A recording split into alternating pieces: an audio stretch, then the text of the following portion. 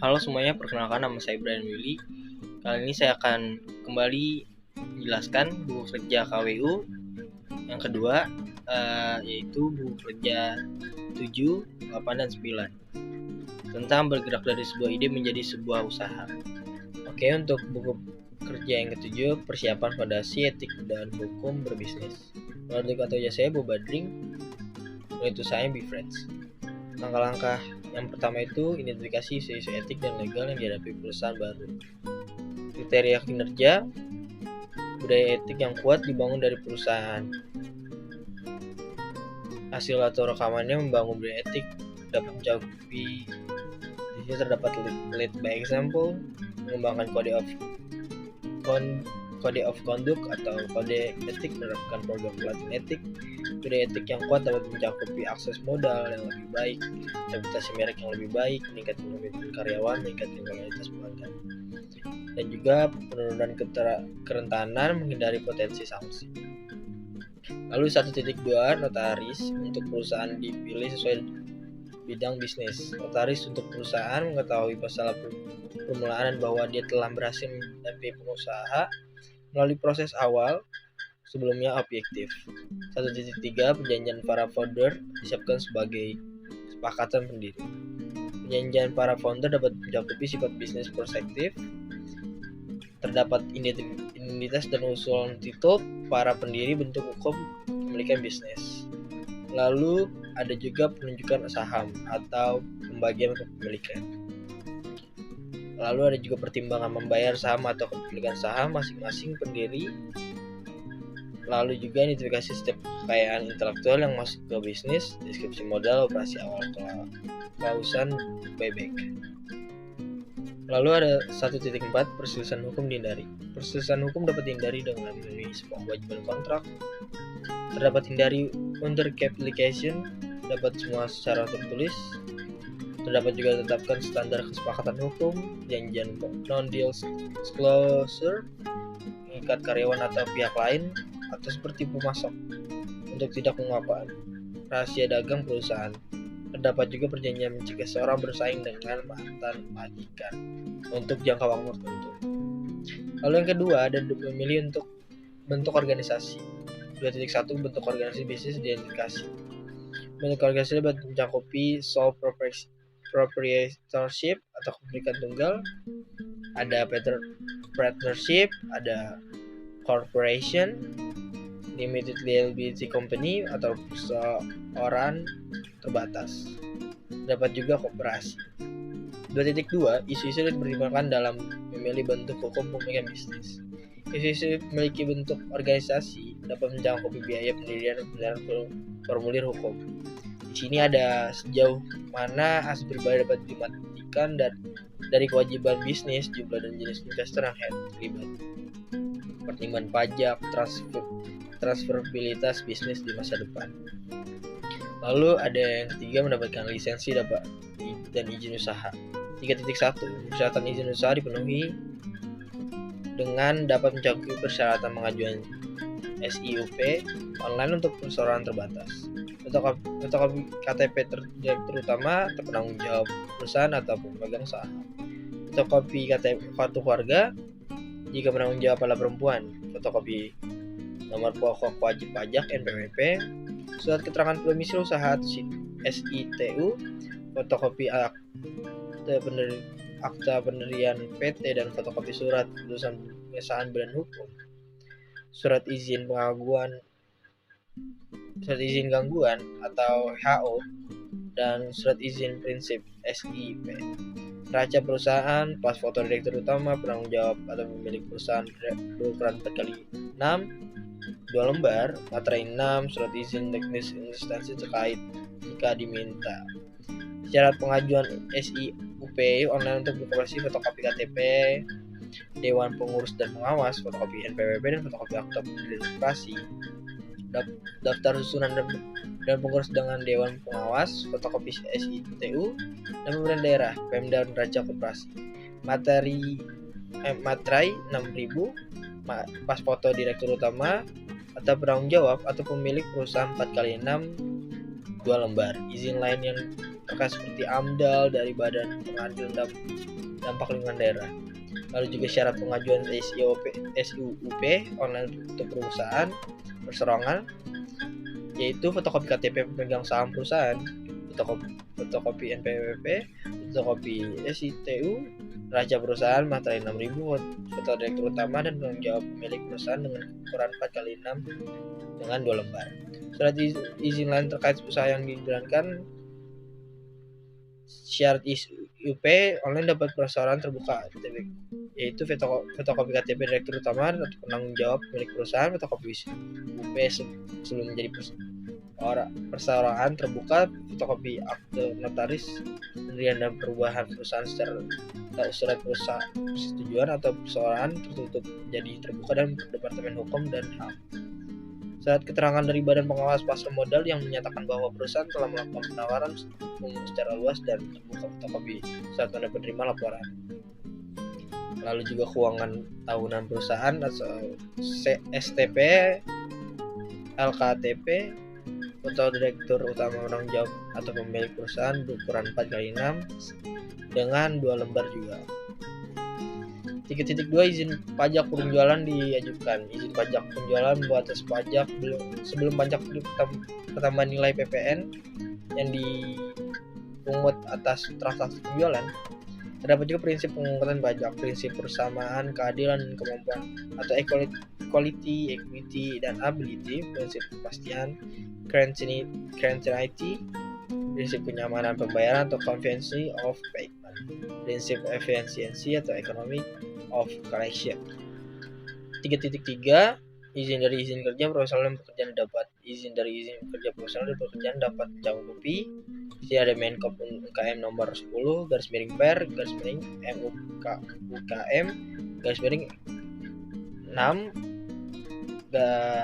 lalu /2016 tahun 2016 tentang peraturan Menteri Koperasi dan Usaha Kecil dan Menengah tentang pendataan koperasi usaha kecil dan menengah KPU nomor 1 tahun 2002 tentang peraturan Komisi Pengawasan Persaingan Usaha tentang program persaingan usaha, Permen BUM nomor 4 MBU /03 2018 tahun 2015 tentang peraturan Menteri Badan Usaha Milik Negara tentang penyelenggaraan arsip dinamis dan lingkungan Kementerian Badan Usaha Milik Negara.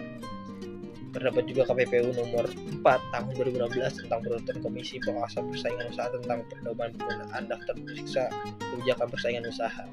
KPPU nomor 2 tahun 2019 tentang peraturan Komisi Pengawasan Persaingan Usaha tentang organisasi dan tata kerja Komisi Pengawasan Persaingan Usaha. Lalu ada Permenkop UKM nomor 2 /per MUKM /1 tahun 2013 tentang peraturan Menteri Koperasi dan Usaha Kecil yang menengah tentang pedoman pelaksanaan program pusat pelayanan usaha terpadu koperasi dan usaha mikro kecil dan melalui tugas pembantuan Kementerian Koperasi dan Usaha Kecil dan Menengah tahun 2017. Lalu juga ada Permenkop UKM nomor 13 /per MUKM /X 10 2016 tahun 2016 tentang peraturan Menteri Koperasi dan Usaha Kecil dan Menengah tentang pedoman nomenklatur perangkat dari bidang koperasi dan usaha menengah, tenaga yang diatur izin profesinya. Selanjutnya buku kerja yang ke-8 menilai kekuatan kewajiban keuangan perusahaan baru unit usaha, BOBADRI, produk atau jasa minuman. Elemen yang satu ini identifikasi pengelolaan keuangan, kriteria untuk kerja 1.1 keuangan perusahaan identifikasi terdapat profitabilitas, likuiditas, efisiensi, dan stabilitas. Untuk profitabilitasnya di sini baik, likuiditasnya baik, efisiensinya baik, stabilitasnya sedang. 1.2 proses pengelolaan keuangan identifikasi, preparasi laporan. Terdapat laporan pendapatan itu baik, neracanya baik, laporan cash flow-nya baik. Operasi perkiraan keuangan terdapat pendapatan itu baik, pengeluaran itu baik, belanja modalnya itu baik. Operasi laporan keuangannya, laporan performa pendapatan itu baik, laporan performa neraca baik, laporan performa cash flow-nya dan juga baik. Analisis berjalan dari hasil keuangan, itu rasio analisis itu baik, mengukur hasil dibandingkan rencana itu baik, mengukur hasil dengan norma industri itu baik. 1.3 laporan histori keuangan diidentifikasi dengan baik, laporan keuangan baik, neraca baik, dan laporan cash flow juga termasuk baik. Perkiraan keuangan diidentifikasi, laporan keuangan historis perusahaan diikuti oleh persiapan perakiraan penjualannya perusahaan baru didasarkan pada perkiraan penjualan rata-rata industri yang baik atau pengalaman melalui perusahaan jenis itu dengan nilai baik. Perkiraan penjualan untuk perusahaan yang dapat dijelaskan pada 1. Catatan penjualan terdahulu, 2. Kapasitas produk dan permintaan produk saat ini, dan 3. Faktor apapun yang akan mengaruhi masa produk dengan permintaan produk masa depannya dengan nilai baik. Lalu ada yang kedua, identifikasi pro forma laporan keuangan. 2.1 laporan pro forma identifikasi, pro forma laba ruginya sedang, pro forma pendapatannya baik, pro forma neracanya baik, pro forma arus kasnya baik. 2.2 rasio analisis verifikasi, likuiditas, efisiensi operasional, profitabilitas sedang.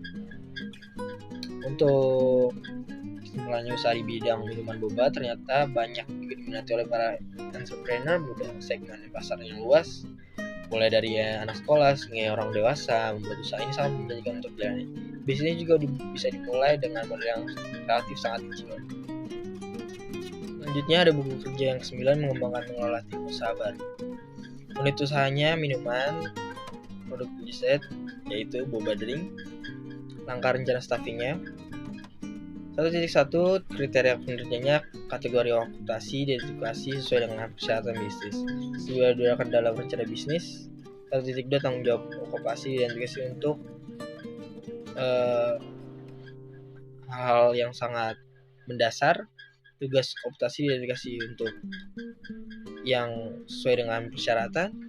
Kebutuhan pelatihan okupasi diidentifikasi untuk membantu bagaimana jalannya suatu operasional boba drink. Jumlah tenaga kerja diidentifikasi untuk setiap okupasi. Berkaitan laba bekerja diidentifikasi untuk setiap okupasi. FTO time atau ekvivalen diidentifikasi untuk setiap okupasi. Perkiraan durasi kontrak diidentifikasi untuk setiap okupasi. Lalu yang kedua ada rekrutan pelatihan dan mempertahankan tim. 2.1 perencanaan seleksi dibuat berdasarkan kriteria seleksi di bulan bisnis dan persyaratan itu. Rancangan seleksi selalu dan teknologi yang tepat, mengiklankan lowongan untuk kebutuhan staf, mengadakan panel seleksi, mengembangkan pertanyaan wawancara, pelamaran terpilih, jadwal wawancara yang diberi orang relevan tentang waktu, tanggal, dan tempat. 2.2 proses seleksi dilakukan sesuai dengan kebijakan dan prosedur bisnis. Proses seleksi mencakupi ada proses wawancara dan melalui kandidat berdasarkan kriteria seleksi yang disepakati, diskusi penilaian dan anggota panel seleksi lainnya, memperbaiki bias dan penyimpangan dari prosedur yang disepakati, dan bernegosiasi untuk kandidat pilihan. Hubungan pengambilan keputusan untuk laporan keuangan perusahaan, menyiapkan laporan seleksi dan membuat rekomendasi kepada personal senior untuk menunjukkan, menyarankan kandidat yang gagal tentang hasil dan menanggapi pertanyaan apapun. Lalu juga mengamankan prosedur yang kandidat dipilih, melakukan implementasi yang dilakukan sesuai dengan prosedur organisasi yang mempertahankan kerahasiaan dan persyaratan privasi. 3. Internalisasi atau induksi anggota tim dilakukan untuk menyadari ketanggungjawab persyaratan yang diperlukan secara mungkin dan mengambil kesempatan untuk melatih anggota tim yang tidak bekerja dengan prosedur bisnis. Internalisasi atau induksi anggota tim mencakupi yaitu menyediakan kandidat yang berhasil dengan kontak kerja dan komunikasi lainnya, memberikan tahun manajer dan tim kerja tentang penunjukan baru, memberi tahun manajer dan staf tentang tanggal mulai kandidat, dan membuat peraturan administrasi yang diperlukan untuk pembayaran dan pencatatan karyawan, mengatur pelantikan kandidat yang berhasil sesuai dengan kebijakan organisasi.